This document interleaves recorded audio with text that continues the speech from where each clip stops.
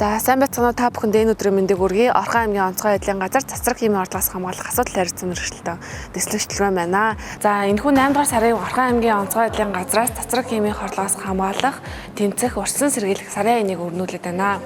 Үүнтэй холбогдуулаад шингэрүүлсэн шатыг ашигладаг аж ахуйн нэгж болон байгууллага та бүхэндээ дараах зөвлөмжийг хүргэж байна.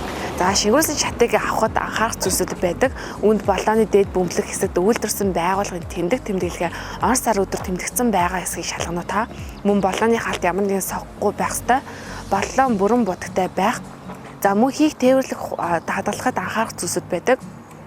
Үүнд болохоор хийх тусгаалan бэлтгэсэн модон дээр буюу хоорондоо харшихгүй эрзэнэн жиргэж хэрэглэн автомашин ба вагоноор тусгай тэмдэгт тээврийн хэрэгслээр тээвэрлэдэг ба. За мөн хийтэй баллоныг унгаж болдгоо. Баллонтой хийг орон сууц сургууль цэцэрлэг ахуйн үйлчлэлийн зэрэг хүн олноор цуглардаг газруудад 3-аас дээш ширхгийг хадгалахыг хориглоно. За дараах баллоныг ашиглахыг хориглож байгаа.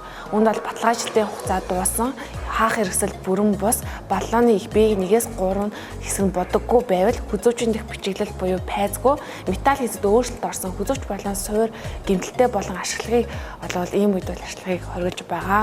За хийн ослол нь бусад галт төмрийн ослуудыг бодвол харьцангуй олныг хамардаг учраас иргэд аж ахуйн нэгж байгууллага та бүхнийг хариуцлагатай хандаж хараа орхихгүй байхыг зөвлөж байна.